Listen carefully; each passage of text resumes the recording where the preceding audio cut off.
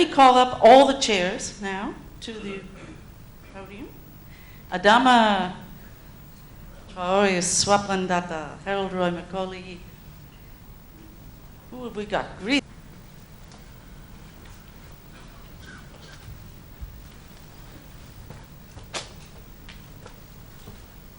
And as you can see, if all of us were to say everything we felt like saying, we wouldn't get out of here, and you wouldn't get to say anything either. So I'm going to remind all these gentlemen and ladies to keep it very short and very much to the point. And this is really just to bring up some thoughts, and maybe they will stimulate some feedback from you, or maybe we still will miss some things you were thinking about. And I'm not going to invite them to the podium. They might think they're going to give a speech. I think I'll ask you just to stay seated, and we'll pass the microphone, and we'll start with Adama. Okay. Thank you very much.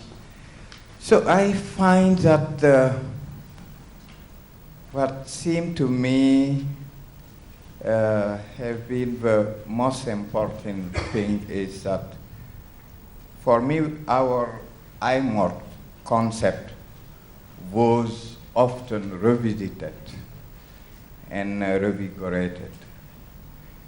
And I think that we heard very interesting things. How are we going to ensure that smallholders enter into market-led opportunity? The issue of the sustainable intensification, how to bring this with our concept of resilient smallholder farming system. And even if market is considered as key to intensifications, the farmer need to be empowered and not let we heard today on the issue of credit, access to credit and so. So that I find that the IMOT concept was really revisited and revigorated. Thank you. As Debbie asked me to make 3 statements, or 3 sentences actually. So I have to be restricted on that. My first sentence is that we need global vision of agriculture and partnership that bring global science and partners to enable solution of local problems. Probably example, ECRISAT. There are many, but as we are sitting in ECRISAT, I just mentioned ECRISAT. Second, a model concept note or a concept as such of any success story. There are a few mentioned in this meeting, can be translated and scale up to other regions or countries for a greater benefit, irrespective of its origin. Number 3, science and technology-based vertical growth of agricultural productivity is essential, with value chains and linkage with marketing for sustainability of food and nutrition security. Thank you.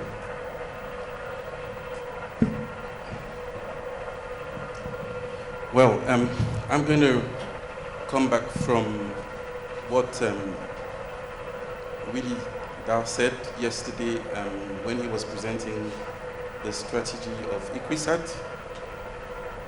The transformation of smallholder agriculture can be done by isolated success or silver bullet points. There's a need for spillover effects. And the SROs, the sub-regional organizations, have a significant role to play in this process.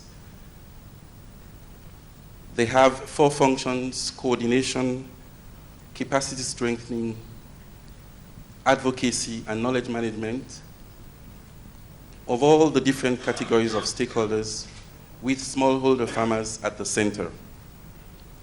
So this is an advice to ECRISAT to strengthen its collaboration with SROs to achieve this spillover effect and eventually the transformation of agriculture. There are more to this than Thank more to you. it than this. Good. Thank you very much. I have listened to all the presentations with great interest. And I have a question concerning the focus on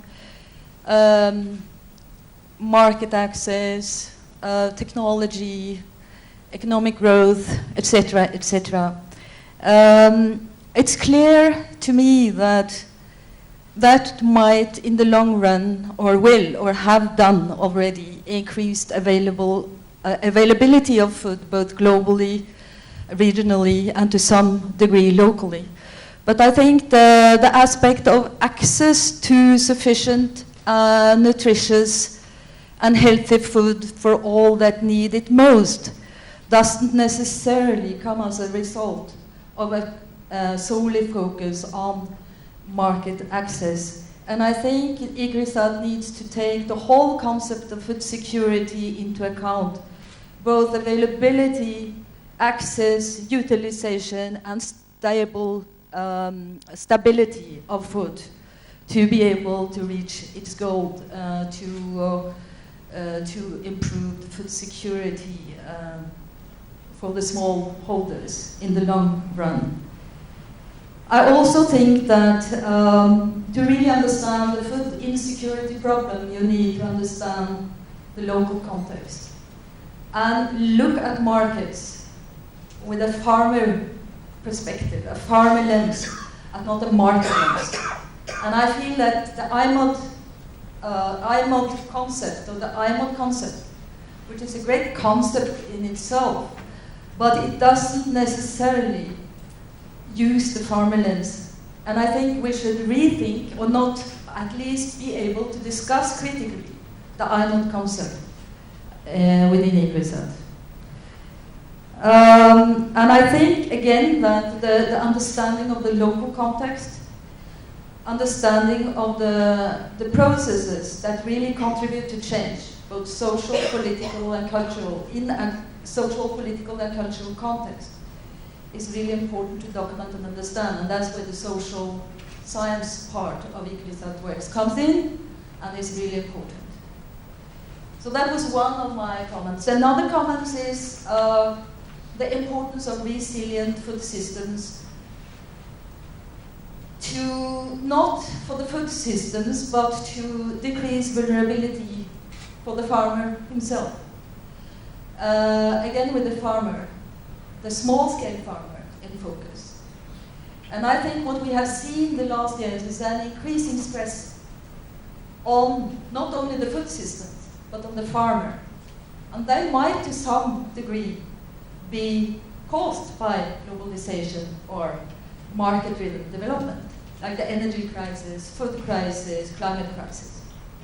So in some way we have to address that. And I think the whole concept of climate-smart agriculture, with its concept of mitigation, adaptation, and increased production, sustainable intensification, might address this, again, if it has the farmer in focus. And I think climate change as such is just one additional stress, and should be looked upon as one additional stress on the farming system, which occurs. I think IGRISAT does a lot of work under this climate change umbrella, which might gain future smallholders.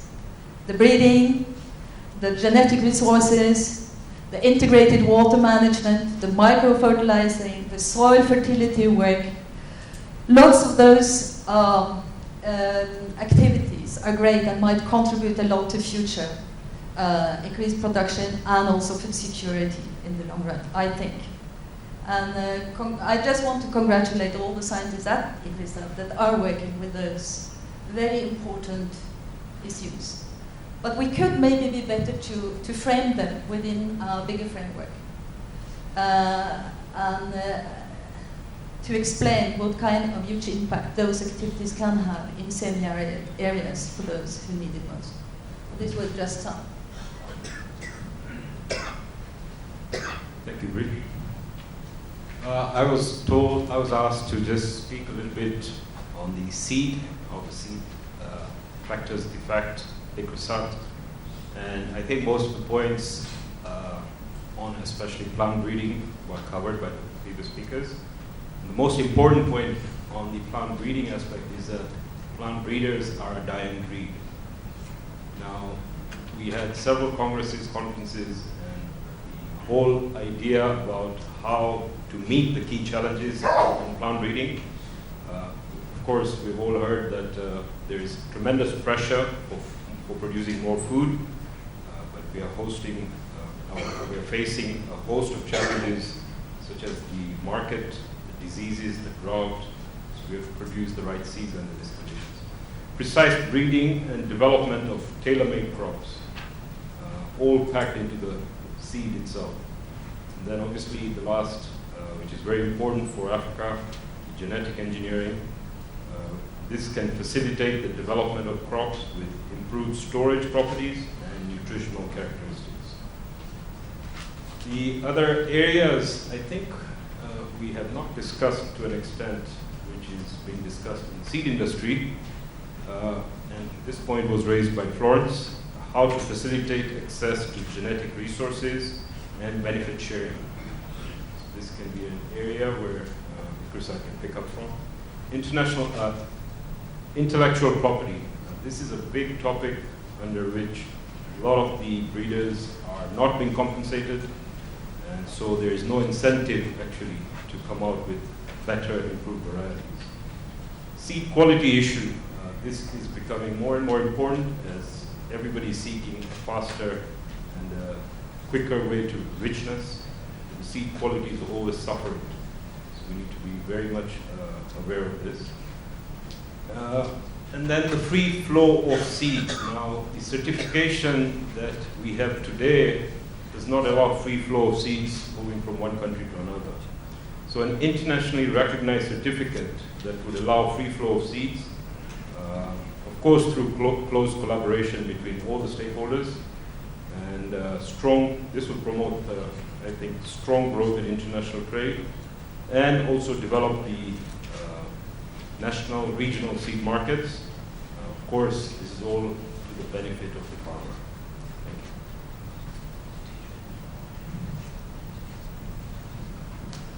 you. When Debbie yesterday asked me that what are the key messages, I started wondering that having had longest association with ICRISAT since it got established till today, what kind of message can be given? First is congratulations for celebration of 40th anniversary. The other is that also congratulations to the leadership for coming up with new strategy for 2020, which is going to have reorientation and also which is going to help us in introspection through this kind of discussions that we had for last 2 days. Then I come to my specific assessment and observations. One, that to meet Millennium Development Goals, we know very clearly now that 1/3 of the population in farming is smallholder farmers. And if 1/3 of the global population are smallholder farmers, and most of these are consumers themselves, so if we help them to increase their livelihood, I'm sure it is not going to only help for addressing poverty but also hunger and sustainability of their natural resources, which are presently at risk. In this context, I see that we need to look into twin pillar strategy, having learned lessons from Green Revolution, and move towards not only from GRM to INRM, but towards IPM and I-mode approach, and look into the context of systems approach for research rather than crop and commodity approach.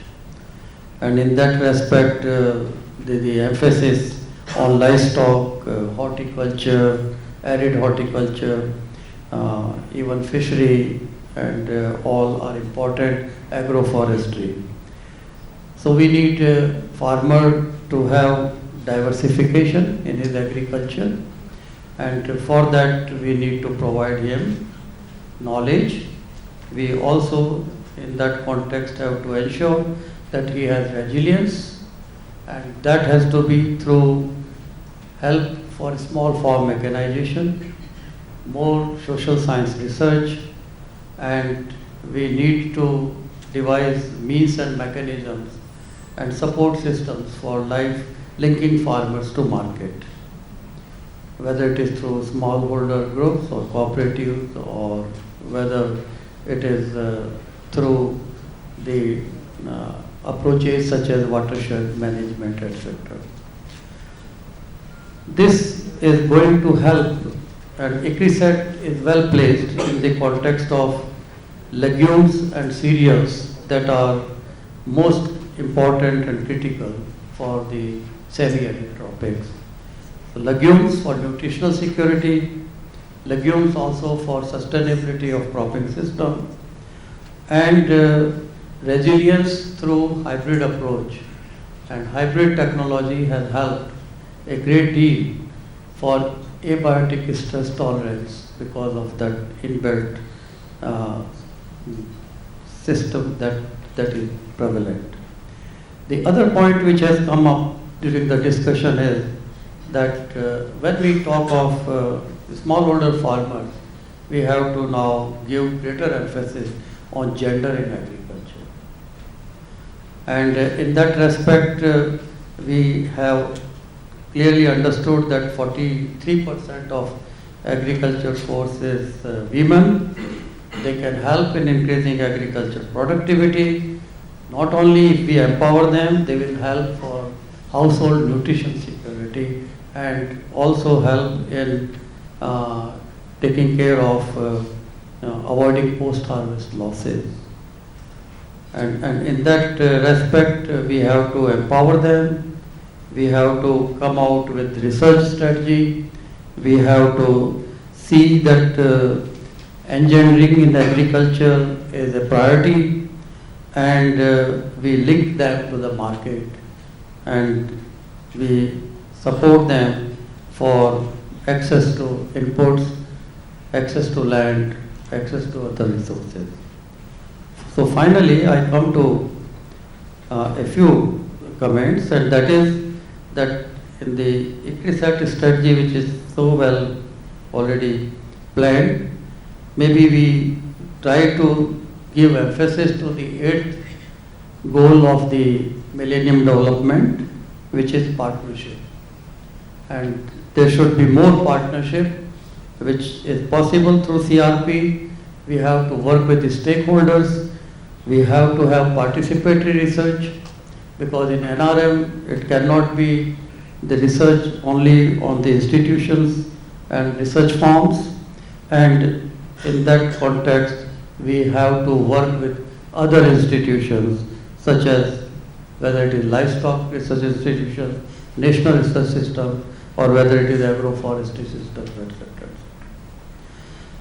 And in that context we must bring in the innovations for outscaling. So it is a challenge. So whatever innovation, even if it is conservation agriculture, even if it is watershed approach, then how can we outscale is an important aspect. For that we need virtual platform, we need knowledge sharing, we need to have greater emphasis on ICT and even media and television. ICRISAT would do a great help to resource poor farmers if knowledge is provided to them without any dissemination loss. So I would like to stop here. Chair, extremely briefly on my part. I hope I don't repeat anything. But one of the running themes that that I've heard over the last day and a half is, and starting with our Minister Adesina, was an issue of transforming smallholder agriculture into successful agribusiness. I mean, that's a running theme that has come through over the last day and a half. Another one is intermittent acknowledgement, compliments, good words on the strategic plan of the Institute, IMOD, or EMOD, depending on how you look at it. And one of the strategic thrusts of the strategy is on markets, institutions, and policies. And I was asked to ask the House to give us advice as a person who works for ICRISA on how is our approach in this regard. Would you give us any comments in terms of the way in which you have approached that particular strategic thrust of markets, institutions, and policies in the strategic plan? Or for that matter, give us comments on how maybe we could improve on our approach. So, very briefly, Chair. Thank you very much. I get to have the last word here. My thought, I have to keep it brief because I made everybody else. I think 15 or 20 years ago, 10 years ago, if this symposium had been held, most of the talks would have been given by scientists who talked about how what they're doing was going to ultimately lead to help for smallholder agriculture. And if anyone gave a talk on markets or gender or credit or anything else, it was a token orphan presentation. My impression now is that science has become the token presentation. And I just like to put in a word that I hope when I come back in for the 50th anniversary in my wheelchair, that the balance will be back again to having a little bit more deep discussion of this end of the value chain, down there, the scientists, because it doesn't all start with markets. And I think there was a little bit of that in a discussion in one of the sessions yesterday with Florence. Were you market-driven or were you science-driven in your approaches? And I really think that we need to, you said that the breeder is a disappearing breed. And this is at a time when the field of genomics has changed the face of breeding forever for the future. And we don't have breeders who can do old-fashioned breeding on the one hand, and we don't have breeders that are going to bridge the gap, the difference between the way the large private sector companies are doing breeding today and the way the public sector is doing breeding today is getting larger and larger and larger. And it's a huge gap and it's a huge problem. It's a huge opportunity to bring new and exciting things to bear. I'm sorry we didn't hear that here. I know that ICRISA is a leader in this. And so we're very, very proud of ICRISA entering into this with the use of genomics and the sequencing of the legume genomes and so on. But I just wanted to have a word that science, we could have heard a little bit more science, and I think that ICRISA, the challenge is the market strategy is great, but it all starts down here with the science as well. If you don't have something to sell, the pigeon pea, just great advances in the pigeon pea revolution that we've seen in East Africa started because new varieties were created that were fusarium wilt resistant. They started because scientists presented farmers with something they wanted. And it's like the cell phone, it sells itself when it's really what somebody wants. So that's not to say it's all about science either. But we need to be able to talk to each other, and scientists aren't very good about getting you excited about these new revolutions that are going on. So just a word for that. Okay, now, what do you want to do? Do you want to, we we can talk for another half an hour if your stomachs can manage that. And then we'll let Nigel say goodbye to all of us. You can pick up on any of the points that were raised here, and we can discuss them. I don't want to spend all the time on one point, so we'll cut it off before, so other people have a. Let's get a sense from the floor of 2 or 3 or 4 topics we're going to discuss and see if the group is happy with those topics. Okay. Well, we see lots of hands. Rob was first. Rob Merchant.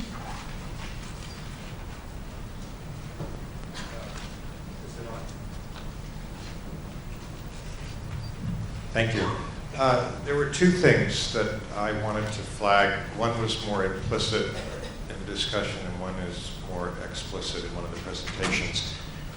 Green made the comment about nutrition and utilization of food, and I didn't get to hear Libor's presentation, but in AID we have this big emphasis on 2 things, gender and nutrition, and gender very much about empowerment of women. Nigel raised the stunting issue in his opening comments yesterday. The World Health Organization talks about stunting as having 3 factors, food only being one of them, enteric load, clean water, diarrheal diseases being the second, and the third is care.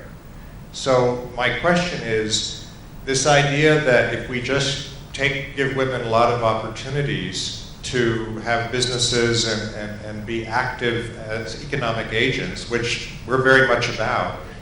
What I found in AID is when you talk to the nutritionists, they're like, well, wait a minute, there's real trade-offs in women's times with respect to child outcomes. So I just wanted to put that on. It's one of these things that doesn't parse out so neatly. The second issue I wanted is a simple one. Minister Adesina said that in Nigeria, the private sector is now certifying seed. Why can't that happen elsewhere, or is it happening elsewhere? I'd love to hear what G2 or others think about that. 2 great points. Mark. I think we need more plant breeding and more science, not less. And I think that for impact, we also need more IMOD, not less. And I think that ICRISAT, now that ICRISAT has IMOD, could make a very great contribution to the cause of food security as well as methodologically in the context of the CG system.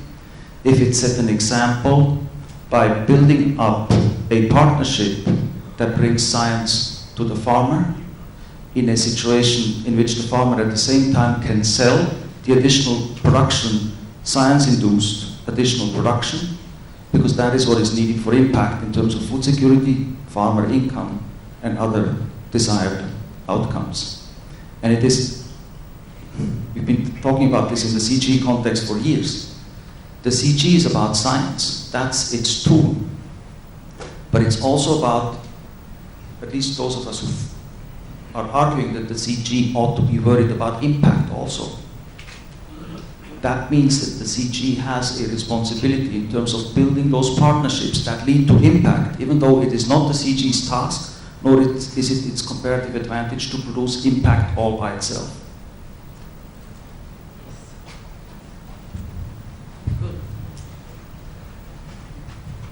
I've been hearing panel speak, and I'd like to basically support what Cry said about the fact that we really we need to reconsider the word iMode to iPod. I mean, it's the brand of the word, and we need to change the market word to producer, because we need to basically ensure that it is an integrated, producer-oriented development rather than market-oriented. Because what Willie has to say in his book on page 63 is a total contradiction if you go towards the market. I would like to table one point for discussion. Is one of the important aspects of this framework is about the systems perspective. I think that's the wonderful thing that's there. But I'd like to see how the two aspects of technology and market are taking the systems perspective in relation to the smallholder farmer. A detailed discussion on that would help. But at this moment, I must acknowledge that we can succeed given that the top management at ICRISAT is humble enough to listen. I think I'm extremely happy with that, although I have had headaches yesterday, and even I'm going to have a headache today because they are not adopting the system's perspective. All the discussion is going in such a way that I have had headaches, but I also take home a learning that if you are a good teacher, you should have the patience to listen. Wait, we're getting, let's see. Does someone from ICRISAT want to respond to that, or do we want to keep, we had some interesting questions and some interesting thoughts. Is this on the same topic, or is it more? Well, then let's stop for a minute. And no, we don't want to respond. But we had a question about seeds, and Bree, maybe you would like to respond to anything. Was it? Okay. Seed certification issues? Thanks, Rob.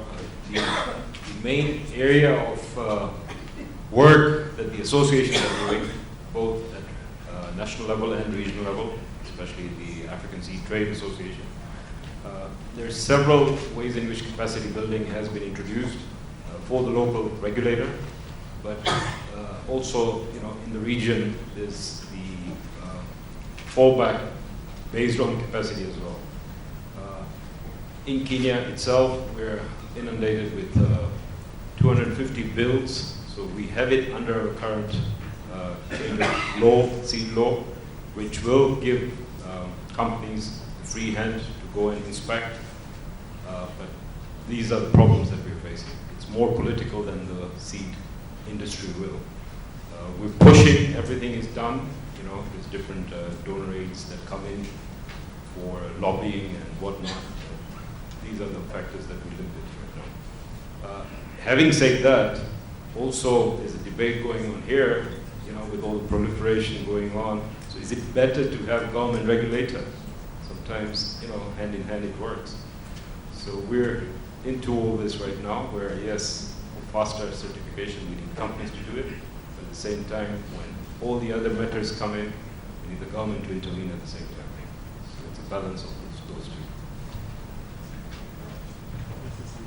Yes, I just want to echo what has just been said. And I think this is a very crucial question. And in West Africa, there is we've just started a project. It's a continuation of the West African Seed Alliance, which was actually managed by ICRISAT. And the CORAF record is managing the second part of it. And this is all about strengthening capacity as well of the private sector in producing certified seeds. But again, when we spoke to the farmers, the small farmers, we would consider them as the private sector as well, there is this question of policy issues. And the governments have to make a lot of efforts to actually facilitate the environment for creating